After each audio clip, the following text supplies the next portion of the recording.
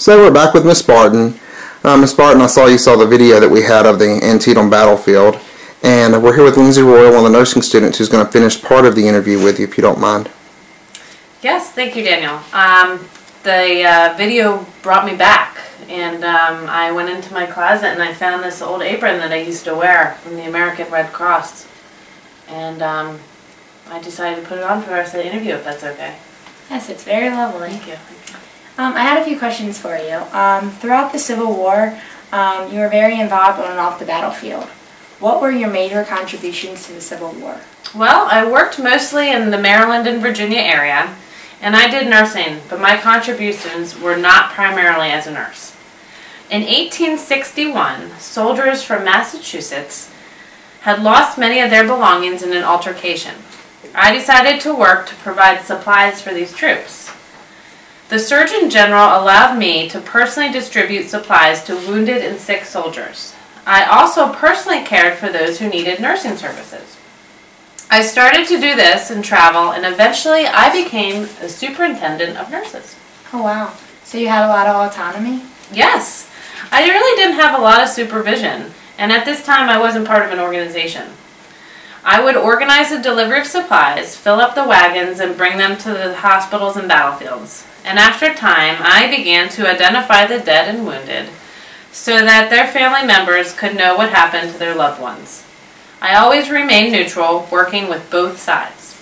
They called you the angel of the battlefield. When the Civil War ended, you continued your work with the missing, wounded, and deceased soldiers. A national cemetery was established for these soldiers in Georgia with your help. You also worked in D.C. to help identify more of the missing. As a woman during this time, tell us how working on and off the battlefields impacted you and other women. Well, long before I began to work in the battlefields, I helped to open a very successful free school. I taught there for 18 years and resigned. They decided that the school should be headed by a man, not a woman. I found another passion helping those on the battlefield. When the Civil War ended, President Lincoln supported me and I became head of a missing persons office. I was the first Bureau women's head in the U.S. government. And I wasn't quiet about what I experienced. I began to lecture widely about my war experience. I didn't get involved in women's rights organizations, but I did speak for the campaign Women's Suffrage, which ended up winning the vote for women. In 1866, the Geneva Convention was established, and through this, the International Red Cross. The Red Cross began and still is a voluntary movement to carry out humanitarian work in the face of disaster and comfort and without discrimination. We know you held an active part in establishing a lasting Red Cross society in America. Tell us more about this major contribution. Well, about 3 years after the Geneva Convention was established, I was in Europe for my own health reasons. I first heard of the Red Cross and became involved in delivering sanitary supplies to different venues. I stayed in Europe for about 4 years and returned to the United States, and I worked to ratify the Geneva Convention and establish a U.S. Red Cross affiliate. I became the first president of the organization, and I did this for just about 23 years. Oh, wow. Was there anything different about the American Red Cross?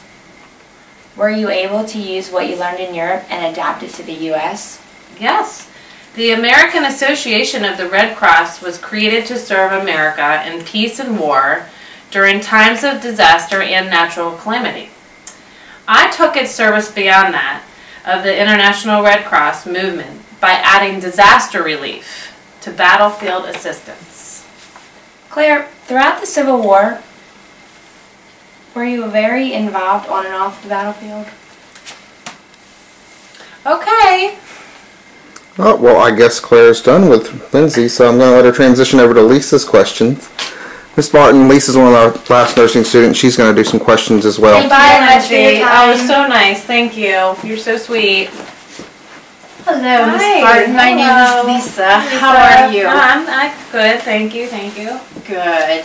Well, I know you've been doing a lot of talking now, so I just thought I would let you know about the American Red Cross and what a major ongoing influence it still has in society today. Good. I was wondering what is going on.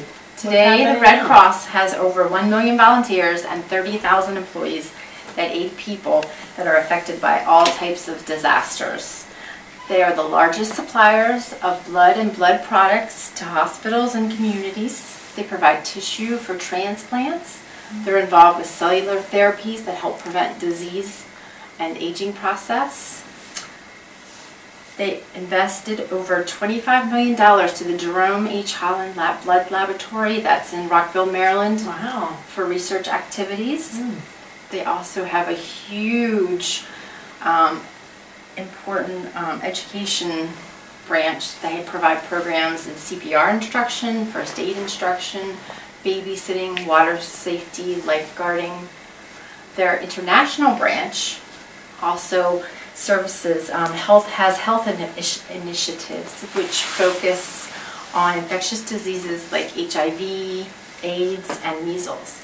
They provide technical and financial support to communities for vaccinations and disease prevention. So as you can see there, your organization that you created has changed and helped the lives of millions of people in the country. Wonderful. That just sounds so wonderful, Lisa. Not to mention your school that you established in New Jersey, and also your diabetes camp that you have in Massachusetts that helps families with children that have diabetes. Good. It's wonderful. It's just wonderful.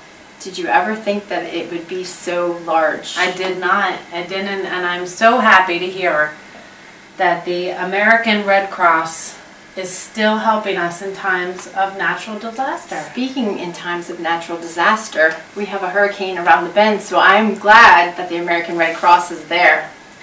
Well, that leaves you feeling good knowing that they're there for you in times of natural disaster. Absolutely. Now,